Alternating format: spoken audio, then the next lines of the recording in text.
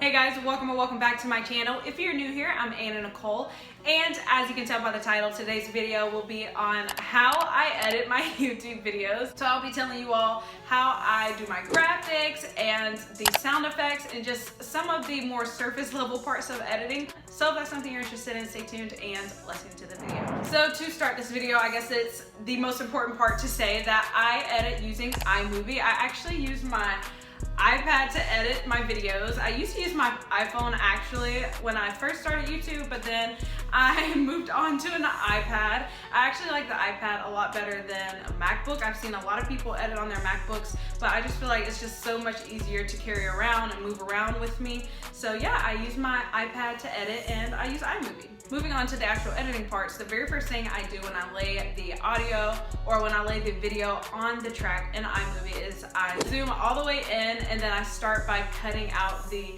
ums, or anytime when I stuttered or just repeated something that I wanted to say more clearly, I just cut all of that out just because it's not needed, and I feel like just cutting it out makes the video flow so much faster, and I personally enjoy the faster flowing videos. So yeah, I just go ahead and cut all of that out, and if it looks a little too choppy, I like to do zoom ins in my videos as well. So sometimes you will see me zoom in if I think something is important and I want you all to know it's important, I zoom in, or if I want you all to notice something, I zoom in. So I have some zoom ins and zoom outs in my videos sometimes. I do all of that in iMovie, and all you have to do is just cut the video track, and then with your iPad, all you have to do is just zoom in. So I also made my own intro with iMovie. I've always made my intros with iMovie. If you want a video on how to make an intro, like a YouTube intro, then definitely comment that down below and I can give you a more in-depth video on how I did that as well. Something else I make in my videos are my graphics. I use iMovie to create my graphics.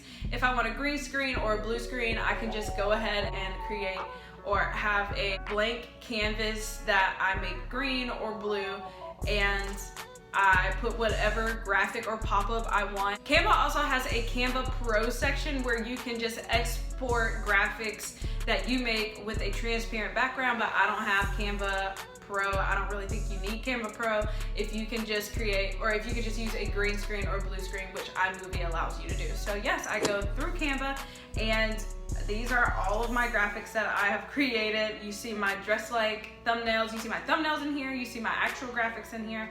Yes, so I use these, and then I can just create whatever graphic I want with Canva, and then I just export that as an actual photo. I don't export using a transparent background, and you can just lay that graphic onto the iMovie track wherever you want it to pop up. And of course, I use different graphics for different videos. You know, for my dress like videos, this is what my graphic looks like, but for vlogs, I like to try to keep it a little bit more simple, so I sometimes have words pop up on the screen, and at the end of every single video, I have my Instagram pop up on the screen and my website pop up on the screen. And I also created the subscribe button that's right above my head. I created that with Canva as well. Something else I add in my videos are sound effects. So I like to use the golf hit sound effect that iMovie provides, and I also like to use the computer click sound effect that you can just look up literally anywhere. So with the sound effects that iMovie does not provide, I like to go onto YouTube and screen record those sound effects and then just add them into my iMovie track. So iMovie allows you to add any MP3 audio, and whenever you screen record, that's what you have. You have an MP3 audio. So that's what I do whenever I am trying to get a sound effect that iMovie does not provide. Like sometimes I like to have the bubble pop sound effect. I know that was really popular at one time. The clicker sound effect, the typing sound effect that sometimes you hear in my videos, all of those are just me screen recording that sound effect from YouTube and putting it into my video. Whenever I put in a sound effect in my videos, I like to turn them down to 50, just so that it doesn't really compete with the actual sound in the video. Like you can't hear it, you can't really hear it over me talking right now, but you know it's there. So I like to turn it down to 50 just so it's not too much noise in the background.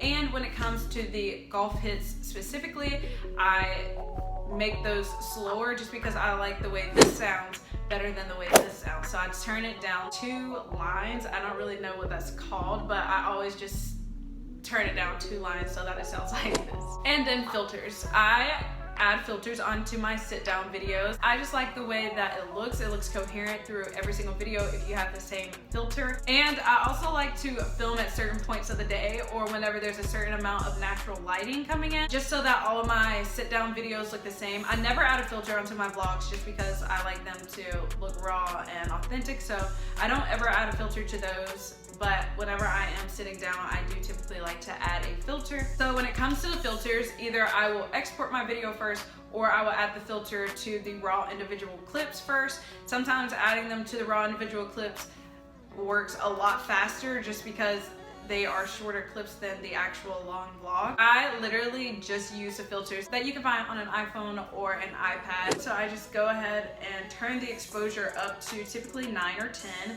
and then highlights to 9 or 10 as well. I turn shadows down to 10, contrast down to 12, brightness down to 13, and then I turn black point up to 5. And I do this for every single sit down video, just again so that it looks coherent and everything looks the same and it's like clean across the board. So yeah, that's pretty much the basics of what I do whenever I'm editing my videos.